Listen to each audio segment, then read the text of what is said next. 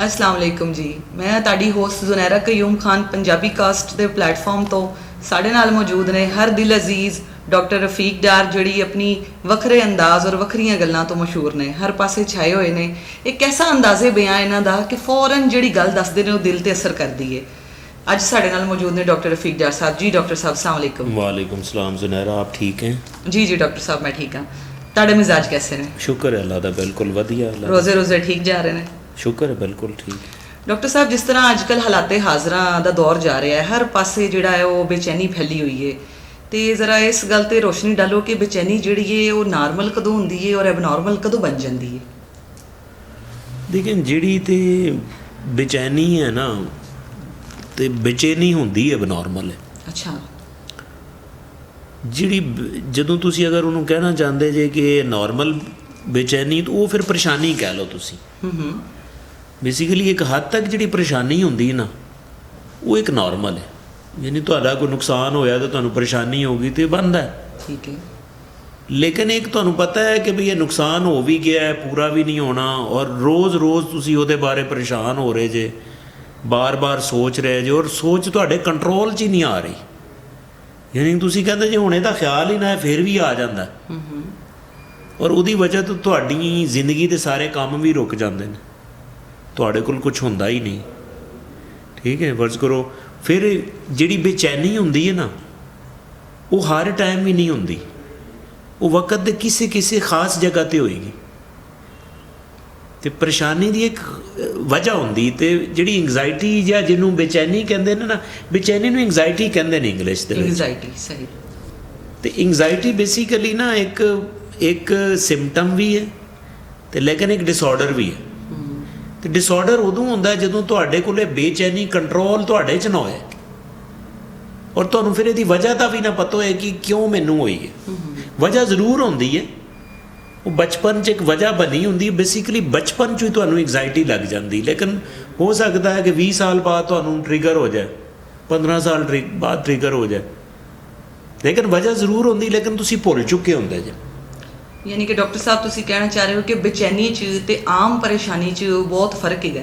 ਜੀ ਬਿਲਕੁਲ ਫਰਕ ਹੈ। ਪਰੇਸ਼ਾਨੀ ਮੈਂ ਦੱਸਿਆ ਨਾ ਕਿ ਫਰਜ਼ ਕਰੋ ਇੱਥੇ ਪਿਆ ਨਾ, ਕੱਪ ਡਿੱਗ ਗਿਆ ਤੇ ਟੁੱਟ ਗਿਆ, ਥੋੜ੍ਹੀ ਦੇਰ ਮੈਂ ਪਰੇਸ਼ਾਨ ਹੋਵਾਂਗਾ, ਠੀਕ ਹੈ, ਯਾਰ ਇੰਨਾ ਅੱਛਾ ਸੀ, ਨਹੀਂ ਟੁੱਟਣਾ, ਇਹ ਪਰੇਸ਼ਾਨੀ ਹੈ।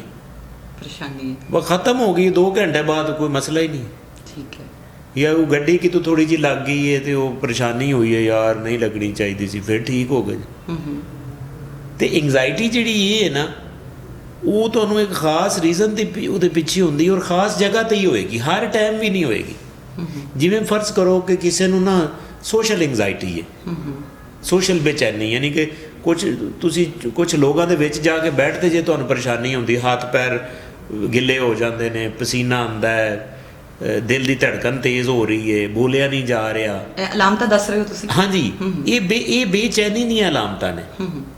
ਅਤੇ ਪਰੇਸ਼ਾਨੀ, ਔਰ ਇਹਦਾ ਫਿਰ ਇੱਕ ਖਾਸ ਟਾਈਮ ਹੁੰਦਾ ਹੈ ਕਿ ਕਿਸੇ ਨੂੰ ਬੇਚੈਨੀ ਉਦੋਂ ਹੁੰਦੀ ਜਦੋਂ ਬੰਦਿਆਂ 'ਚ ਜਾਏ, ਕਿਸੇ ਨੂੰ ਬੇਚੈਨੀ ਉਦੋਂ ਹੁੰਦੀ ਕਿਸੇ ਲਿਫਟ 'ਚ ਜਾਏ।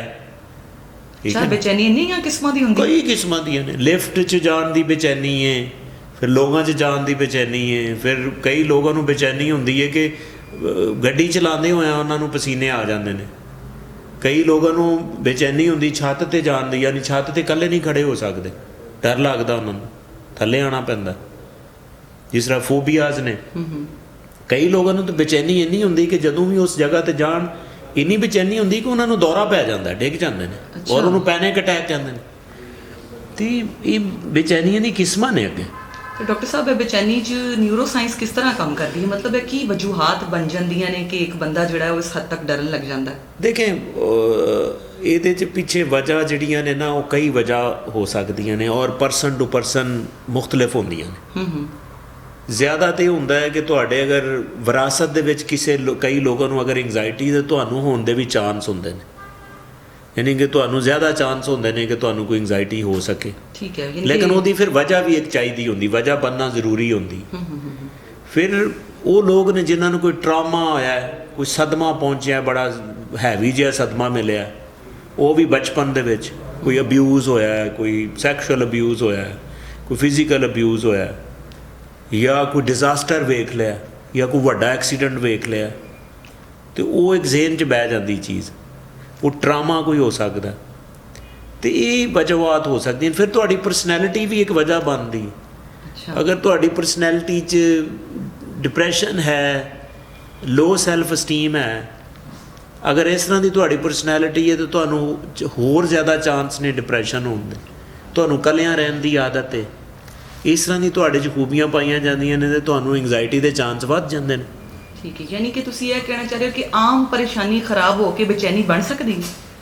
ਆਮ ਪਰੇਸ਼ਾਨੀ ਅਗਰ ਵਿਗੜ ਜਾਵੇ। ਮੁਸਲਸਲ ਹੁੰਦੀ ਰਹੇ, ਜੀ ਜੀ, ਅਗਰ ਕੋਈ ਫਰਜ਼ ਕਰੋ ਇੱਕ ਬੰਦਾ ਤੁਹਾਨੂੰ ਗੈਸ ਲਾਈਟ ਰੋਜ਼ ਹੀ ਕਰ ਦਿੰਦਾ, ਰੋਜ਼ ਹੀ ਤੁਹਾਨੂੰ ਕ੍ਰਿਟਿਸਾਈਜ਼ ਕਰਦਾ, ਉਹ ਮਾਂ ਪਿਓ ਵੀ ਹੋ ਸਕਦਾ, ਕੋਈ ਕਲਾਸ ਫੈਲੋ ਵੀ ਹੋ ਸਕਦਾ, ਕੋਈ ਤੁਹਾਨੂੰ ਰੋਜ਼ ਬੁਲੀ ਕਰ ਰਿਹਾ ਥੋੜ੍ਹਾ ਥੋੜ੍ਹਾ, ਕੋਈ ਸਕੂਲ ਕਲਾਸ ਫੈਲੋ ਤੁਹਾਡਾ ਰੋਜ਼ ਤੁਹਾਨੂੰ ਥੋੜ੍ਹਾ ਥੋੜ੍ਹਾ ਫਰਜ਼ ਕਰੇ ਕਿਸੇ ਦਾ ਰੰਗ ਕਾਲਾ, ਐਵੇਂ ਰੋਜ਼ ਉਹਨੂੰ ਕੋਈ ਕਾਲੂ ਕਾਲੂ ਕਹਿੰਦਾ। ਇਹ ਮੁਸਲਸਲ ਜਿਹੜਾ ਉਹਨੂੰ ਪਿੰਚਿੰਗ ਹੈ ਨਾ, ਇਹ ਫਿਰ ਇੱਕ ਟਾਈਮ ਦੀ ਪਰੇਸ਼ਾਨੀ ਨਹੀਂ, ਰੋਜ਼ ਉਹਨੂੰ ਪਰੇਸ਼ਾਨੀ ਮਿਲ ਰਹੀ ਹੈ ਨਾ, ਤਾਂ ਇਹ ਫਿਰ ਬੇਚੈਨੀ 'ਚ ਵੀ ਤਬਦੀਲ ਹੋ ਜਾਏਗੀ। ਤੇ ਡਾਕਟਰ ਸਾਹਿਬ ਬੇਚੈਨੀ ਨੂੰ ਅਸੀਂ ਕਿਸ ਤਰ੍ਹਾਂ ਮੈਨੇਜ ਕਰ ਸਕਦੇ ਹਾਂ? ਕੁਝ ਸਾਡੇ ਵਿਊਵਰਸ ਨਾਲ ਸ਼ੇਅਰ ਕਰੋ। ਦੇਖੇ, ਮੈਂ ਹਮੇਸ਼ਾ ਇਹ ਕਹਿਣਾ ਕਿ ਜਿਹੜੀਆਂ ਵੀ ਜ਼ਹਿਨੀ ਕੈਫੀਅਤਾਂ ਨੇ, ਕੋਈ ਵੀ ਬਿਮਾਰੀ ਹੈ, ਕੋਈ ਵੀ ਕੰਡੀਸ਼ਨ ਹੈ ਜ਼ਹਿਨੀ, ਉਹਦੀ ਕੋਈ ਇੱਕ ਵਜ੍ਹਾ ਨਹੀਂ ਹੁੰਦੀ। ਇਸ ਜਿਵੇਂ ਮੈਂ ਬੇਚੈਨੀ ਦੀਆਂ ਕਈ ਵਜੂਹਾਤ ਦੱਸੀਆਂ ਨੇ, ਜੀ ਜੀ, ਇਸੇ ਵਾਸਤੇ ਕੋਈ ਵੀ ਜ਼ਹਿਨੀ ਪ੍ਰੋਬਲਮ ਹੈ ਨਾ, ਤੇ ਉਹਦਾ ਕੋਈ ਇੱਕ ਵਜ੍ਹਾ ਵੀ ਨਹੀਂ ਹੁੰਦੀ। ਤੇ ਇਸੇ ਵਾਸਤੇ ਉਹਨੂੰ ਜਦੋਂ ਤੁਸੀਂ ਮੈਨੇਜ ਕਰਨਾ, ਤਾਂ ਉਹ ਇੱਕ ਚੀਜ਼ ਨਾਲ ਮੈਨੇਜ ਵੀ ਨਹੀਂ ਹੁੰਦੀ। ਅੱਛਾ, ਕਈ ਚੀਜ਼ਾਂ ਨੇ ਉਹਦੇ 'ਚ। ਯਾਨੀ ਕਿ ਅਗਰ ਇੱਕ ਹੱਦ ਤੋਂ ਜ਼ਿਆਦਾ, ਇੱਕ ਬੜੇ ਲੋ ਲੈਵਲ ਦੀ ਅਗਰ ਬੇਚੈਨੀ ਹੈ ਨਾ, ਤਾਂ ਉਹ ਸਾਈਕੋਲੋਜਿਸਟ ਠੀਕ ਕਰ ਸਕਦਾ। ਠੀਕ ਹੈ, ਯਾਨੀ ਕਿ ਇਸੇ ਤੁਸੀਂ ਮਾਹਿਰ ਨਫਸਿਆਤ ਨੂੰ ਮਿਲੋ, ਉਹ ਤੁਹਾਡੇ ਨਾਲ ਗੱਲਾਂ ਕਰਕੇ, ਖਾਸ ਕਿਸਮ ਦੀ ਥੈਰੇਪੀ ਹੁੰਦੀ ਜਿਹਨੂੰ ਟਾਕ ਥੈਰੇਪੀ ਬੋਲਦੇ ਨੇ। ਅੱਛਾ, ਠੀਕ ਹੈ, ਗੁਫ਼ਤਗੂ ਦੇ ਇੱਕ ਖਾਸ ਸਟਰਕਚਰਡ ਕਿਸਮ ਦੀ ਗੁਫ਼ਤਗੂ ਹੁੰਦੀ ਹੈ, ਕੋਈ ਆਮ ਗੁਫ਼ਤਗੂ ਨਹੀਂ ਹੁੰਦੀ। ਉਹਦੇ 'ਚ ਟੈਕਨੀਕਸ ਹੁੰਦੀਆਂ ਨੇ, ਜ਼ਬਰਦਸਤ ਬੋਲਣ ਦਾ ਤਰੀਕਾ ਹੈ, ਤੇ ਉਹਦੇ ਨਾਲ ਤੁਹਾਡਾ ਨਾ ਮਾਈਂਡ ਰੀਪ੍ਰੋਗਰਾਮ ਕਰ ਦਿੰਦੇ ਨੇ। ਸਹੀ, ਯਾਨੀ ਕਿ ਤੁਹਾਡੀ ਜਿਹੜੀਆਂ ਨੈਗੇਟਿਵ ਥਾਟਸ ਆ ਰਹੀਆਂ ਨੇ, ਉਹਨਾਂ ਨੂੰ ਪੋਜ਼ੀਟਿਵ ਥਾਟਸ ਚੇਂਜ ਕਰ ਸਕਦੇ ਨੇ ਸਾਈਕੋਲੋਜਿਸਟ। ਅਗਰ ਥੋੜ੍ਹੀ ਜਿਹੀ ਹੈਵੀ ਲੈਵਲ ਦੀ ਐਂਗਜ਼ਾਇਟੀ ਹੈ, ਤੇ ਤੁਸੀਂ ਨਾਲ ਮੈਡੀਕੇਸ਼ਨ ਵੀ ਇਸਤੇਮਾਲ ਕਰ ਸਕਦੇ। ਯਾਨੀ ਕਿ ਸਾਈਕੋਲੋਜਿਸਟ ਦੇ ਨਾਲ ਤੁਸੀਂ ਸਾਈਕੈਟਰੀ ਦੀ ਹੈਲਪ ਵੀ ਲਓ, ਇਕੱਲੇ ਸਾਈਕੋਲੋਜਿਸਟ ਦੇ ਉੱਤੇ ਨਾ ਰਹੋ। ਠੀਕ ਹੈ, ਕਿਉਂਕਿ ਐਂਗਜ਼ਾਇਟੀ ਦੇ ਪਿੱਛੇ ਤੁਹਾਡਾ ਜਿਹੜਾ ਬ੍ਰੇਨ ਦੇ ਵਿੱਚ ਕੈਮੀਕਲ ਹੁੰਦੇ ਨੇ ਨਾ, ਉਹ ਵੀ ਚੇਂਜ ਹੋ ਜਾਂਦੇ ਨੇ। ਠੀਕ, ਤੇ ਉਹਦੇ ਵਾਸਤੇ ਤੁਹਾਨੂੰ ਦਵਾਈ ਹੀ ਬਿਹਤਰ ਕਰ ਸਕਦੀ। ਸਹੀ, ਠੀਕ ਹੋ ਗਿਆ। ਜੀ ਜੀ, ਫਿਰ ਨਾਲ ਕੁਝ ਫੂਡ ਐਸੀਆਂ ਨੇ, ਅਗਰ ਤੁਸੀਂ ਫੂਡ ਖਾਓ ਤੇ ਤੁਹਾਨੂੰ ਬਿਹਤਰੀ ਨਜ਼ਰ ਆਏਗੀ। ਜਿਸ ਤਰ੍ਹਾਂ ਮੈਂ ਅਕਸਰ ਕਹਾਂਗਾ, ਜਿਨ੍ਹਾਂ ਨੂੰ ਐਂਗਜ਼ਾਇਟੀ ਥੋੜ੍ਹੀ ਬਹੁਤ ਹੈ ਨਾ, ਉਹ ਆਪਣੀ ਫੂਡ ਹੀ ਹੁਣੇ ਹੀ ਬਿਹਤਰ ਕਰ ਲੈਣ ਨਾ, ਤਾਂ ਬਿਹਤਰ ਹੋ ਸਕਦੇ ਨੇ। ਯਾਨੀ ਕਿ ਆਪਣੇ ਦਿਮਾਗ ਨੂੰ ਰਿਲੈਕਸ ਕਰਨ ਵਾਲੀ ਫੂਡ ਖਾਧੀ ਜਾਏ ਨਾ, ਜਿਸ ਤਰ੍ਹਾਂ ਵਿਟਾਮਿਨ ਸੀ ਹੈ। ਅੱਛਾ, ਵਿਟਾਮਿਨ ਸੀ ਦਾ ਇਸਤੇਮਾਲ ਅਗਰ ਜ਼ਿਆਦਾ ਹੋਏ, ਠੀਕ ਹੈ, ਓਮੇਗਾ 3 ਫੈਟੀ ਐਸਿਡ ਇੱਕ ਕੰਪਾਊਂਡ ਹੁੰਦਾ ਹੈ, ਠੀਕ ਹੈ, ਉਹ ਇਸਤੇਮਾਲ ਜ਼ਿਆਦਾ ਕਰਨ। ਕਿਹਦੇ 'ਚ ਪਾਇਆ ਜਾਂਦਾ ਹੈ? ਦੇਖੋ ਨਾ, ਵਿਟਾਮਿਨ ਸੀ ਤੇ ਜਿਹੜਾ ਨਾ, ਉਹ ਜ਼ਿਆਦਾਤਰ ਤੁਸੀਂ ਅਗਰ ਸਬਜ਼ੀਆਂ ਦੀ ਮੈਂ ਗੱਲ ਕਰਾਂ, ਸਸਤੀਆਂ ਸਬਜ਼ੀਆਂ 'ਚ ਪਾਇਆ ਜਾਂਦਾ। ਜਿਸ ਤਰ੍ਹਾਂ ਬੰਦ ਗੋਭੀ ਹੈ, ਬੰਦ ਗੋਭੀ 'ਚ ਵਿਟਾਮਿਨ ਸੀ ਬਹੁਤ ਜ਼ਿਆਦਾ ਪਾਇਆ ਜਾਂਦਾ। ਜਿਹੜੀ ਸ਼ਿਮਲਾ ਮਿਰਚ, ਉਹਦੇ 'ਚ ਪਾਇਆ ਜਾਂਦਾ ਹੈ।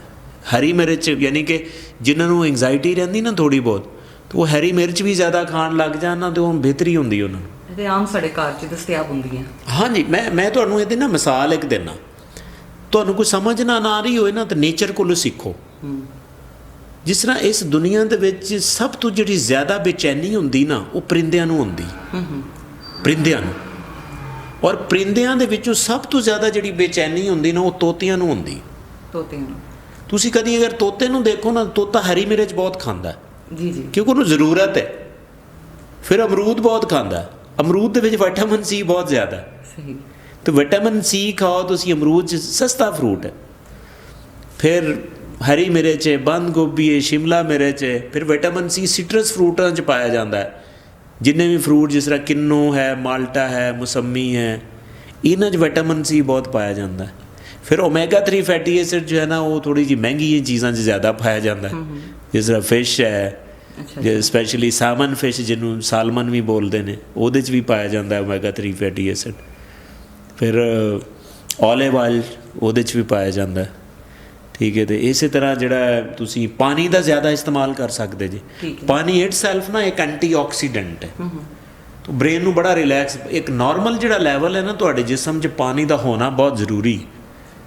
ਕਿੰਨੇ ਗਲਾਸ ਪਾਣੀ ਜਿਹੜੇ ਉਹ ਪੀਣੇ ਚਾਹੀਦੇ ਨੇ ਬੱਚਿਆਂ ਨੂੰ? ਮੈਂ ਕਹਾਂਗਾ ਕਿ ਨਾਰਮਲ ਬੰਦੇ ਨੂੰ ਨਾ 24 ਘੰਟੇ ਦੇ ਵਿੱਚ ਕੋਈ 8 ਤੋਂ 10 ਗਲਾਸ ਜ਼ਰੂਰ ਪੀਣੇ ਚਾਹੀਦੇ ਨੇ, ਮੌਸਮ ਦੇ ਹਿਸਾਬ ਨਾਲ।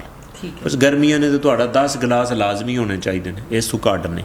ਠੀਕ ਹੈ। ਤੇ ਡਾਕਟਰ ਸਾਹਿਬ, ਇਹ ਪਾਣੀ 'ਚ ਉਹ ਖੀਰਾ ਵੀ ਕੱਟ ਕੇ ਪਾ ਲੈਂਦੇ ਨੇ, ਲੀਮੂ ਵੀ ਪਾ ਲੈਂਦੇ ਨੇ, ਤੁਸੀਂ ਕਿਹੜਾ ਪਾਣੀ ਜਿਹੜਾ ਹੈ ਉਹ ਵਿਊਵਰਸ ਨੂੰ ਸੁਜੈਸਟ ਕਰਦੇ ਹੋ? ਦੇਖੋ, ਮੈਂ ਤਾਂ ਕਹਾਂਗਾ ਕਿ ਕੋਈ ਐਸਾ ਮਸਲਾ ਨਹੀਂ। ਅਗਰ ਤੁਹਾਨੂੰ ਨਾਰਮਲ ਪਾਣੀ ਵੀ ਮਿਲਦਾ ਤਾਂ ਬਹੁਤ ਅੱਛਾ, ਸਾਫ਼ ਸੁਥਰਾ ਪਾਣੀ ਰੋਜ਼ ਪੀਓ, ਕੋਈ ਮਸਲਾ ਨਹੀਂ ਹੈ। ਅਗਰ ਜਿਨ੍ਹਾਂ ਨੇ ਪਾਣੀ ਬਹੁਤ ਘੱਟ ਪੀਤਾ ਹੁੰਦਾ ਨਾ, ਫਿਰ ਉਹਨਾਂ ਨੂੰ ਉਹੋ ਜਿਹੇ ਖੀਰਿਆਂ ਵਾਲਾ ਪਾਣੀ ਪੀਣਾ ਪੈ ਜਾਂਦਾ, ਕਿਉਂਕਿ ਬਰਡਨ ਹੀ ਇੰਨਾ ਹੋ ਜਾਂਦਾ। ਤੇ ਉਹ ਵੀ ਤੁਸੀਂ ਪੀ ਸਕਦੇ ਜੋ ਅੱਛਾ ਹੁੰਦਾ, ਉਹਦੇ 'ਚ ਐਂਟੀ ਆਕਸੀਡੈਂਟ ਜ਼ਿਆਦਾ ਹੁੰਦੇ ਨੇ, ਅੱਛੇ ਬੈਕਟੀਰੀਆ ਪੈਦਾ ਹੋ ਜਾਂਦੇ ਨੇ। ਤੁਸੀਂ ਅਗਰ ਖੀਰਾ, ਗਾਜਰ, ਇਸ ਤਰ੍ਹਾਂ ਦੀਆਂ ਚੀਜ਼ਾਂ ਪਾ ਕੇ ਜ਼ਰਾ ਉਹਨੂੰ ਥੋੜ੍ਹੀ ਦੇਰ ਵਾਸਤੇ ਰੱਖੋ, 5-7 ਘੰਟੇ ਵਾਸਤੇ, ਫਿਰ ਪੀਓ। ਉਹ ਬੇਸਿਕਲੀ ਇੱਕ ਡਿਟੌਕਸ ਬਣ ਜਾਂਦਾ ਤੁਹਾਡਾ, ਤੋ ਜ਼ਰਾ ਅੱਛਾ ਸਾਬਿਤ ਹੁੰਦਾ, ਉਹ ਵੀ ਠੀਕ ਹੈ। ਡਾਕਟਰ ਸਾਹਿਬ, ਇਹ ਦੱਸੋ ਕਿ ਬੇਚੈਨੀ ਜਿਹੜੀ ਹੈ ਉਹ ਮਰਦਾਂ 'ਚ ਜ਼ਿਆਦਾ ਪਾਈ ਜਾਂਦੀ ਹੈ ਜਾਂ ਔਰਤਾਂ 'ਚ? ਦੇਖੋ, ਜਿਹੜੀ ਬੇਚੈਨੀ ਹੈ ਨਾ, ਸਾਇੰਟੀਫਿਕਲੀ ਰਿਸਰਚਸ ਤੇ ਇਹ ਕਹਿੰਦੀਆਂ ਨੇ ਕਿ ਬੇਚੈਨੀ ਥੋੜ੍ਹੀ ਜਿਹੀ ਔਰਤਾਂ 'ਚ ਜ਼ਿਆਦਾ ਟਰੈਂਡ ਹੈ ਉਹਦਾ। ਉਹਦੀ ਕੀ ਵਜ੍ਹਾ ਹੈ?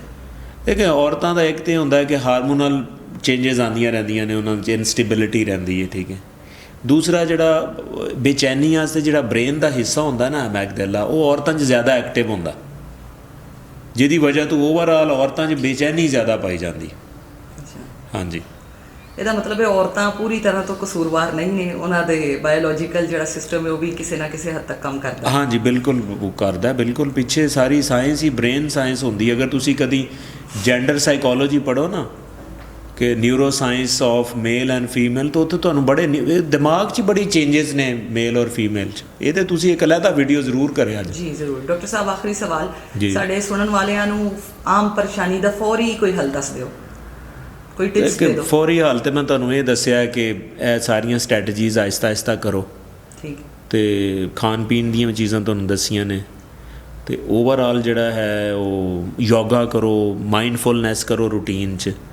ਲੇਕਿਨ ਜਿਵੇਂ ਤੁਸੀਂ ਕੁਐਸਚਨ ਕੀਤਾ, ਅਗਰ ਫੌਰੀ ਕਿਸੇ ਨੂੰ ਕੋਈ ਜ਼ਰੂਰਤ ਪੈ ਜਾਏ, ਕਿ ਬੇਚੈਨੀ ਹੋ ਰਹੀ ਹੈ, ਇਹ ਤੁਸੀਂ ਨਾ 5 ਚੀਜ਼ਾਂ ਯਾਦ ਰੱਖਣੀਆਂ ਨੇ। ਕੁਛ ਕੰਮ ਮੈਂ ਤੁਹਾਨੂੰ ਦੱਸਣੇ ਨੇ ਉਹ 5 ਵਾਰੀ ਕਰਨੇ ਨੇ, ਕੁਛ 4 ਵਾਰੀ ਕਰਨੇ ਨੇ, ਕੁਛ 3 ਵਾਰੀ ਕਰਨੇ ਨੇ, ਕੁਛ 2 ਵਾਰੀ ਕਰਨੇ ਨੇ, ਤੇ ਕੁਛ ਇੱਕ ਕੰਮ 1 ਵਾਰੀ ਕਰਨਾ। ਵਾਹ ਡਾਕਟਰ ਸਾਹਿਬ, ਇਹ ਬੜਾ ਫਾਰਮੂਲਾ ਜੇ ਸਾਥ। ਜਦੋਂ ਵੀ ਤੁਹਾਨੂੰ ਐਂਜ਼ਾਈਟੀ ਹੋ ਰਹੀ ਨਾ, ਯਾਨੀ ਤੁਹਾਨੂੰ ਬੇਚੈਨੀ, ਹਾਰਟ ਬੀਟ ਜ਼ਿਆਦਾ ਹੋ ਗਈ ਹੈ, ਦਿਲ ਘਬਰਾ ਰਿਹਾ ਹੈ, ਠੀਕ ਹੈ, ਤੇ ਤੁਸੀਂ ਸਭ ਤੋਂ ਪਹਿਲੇ ਪਤਾ ਕੀ ਕਰਨਾ ਹੈ? 5 ਦਾ ਲਫ਼ਜ਼ ਜ਼ਿਹਨ 'ਚ ਲੈ ਕੇ ਆਓ, ਔਰ 5 ਚੀਜ਼ਾਂ ਨੂੰ ਤੁਸੀਂ ਵੇਖਣਾ ਹੈ। ਕੋਈ ਤੁਹਾਡੇ ਇਰਦ ਗਿਰਦ 5 ਚੀਜ਼ਾਂ ਨੇ, ਉਹਨਾਂ ਨੂੰ ਵੇਖ ਲਓ। ਜਿਵੇਂ ਮੇਰੇ ਸਾਹਮਣੇ ਇਹ ਕੈਮਰਾ ਹੈ, ਠੀਕ ਹੈ, ਤੇ ਇਹ ਜਿਹੜਾ ਲਾਈਟ ਹੈ, ਤੇ ਇਹ ਦਰਵਾਜ਼ਾ ਅੱਗੇ ਸਾਹਮਣੇ, ਤੇ 5 ਚੀਜ਼ਾਂ ਤੁਸੀਂ ਵੇਖਣੀਆਂ ਨੇ ਬੜੇ ਕੌਨਸ਼ੀਅਸ ਹੋ ਕੇ। ਫਿਰ ਜਿਹੜਾ ਨਾ ਤੁਸੀਂ ਇੰਝ ਕੰਮ ਕਰਨਾ ਕਿ 4 ਚੀਜ਼ਾਂ ਜਿਹੜੀਆਂ ਨੇ ਨਾ, 4 ਚੀਜ਼ਾਂ ਤੁਸੀਂ ਫੀਲ ਕਰ ਲੈਣੀਆਂ ਨੇ, ਠੀਕ ਹੈ ਨਾ। ਫੀਲ ਕੀ ਕਰਨਾ ਹੈ?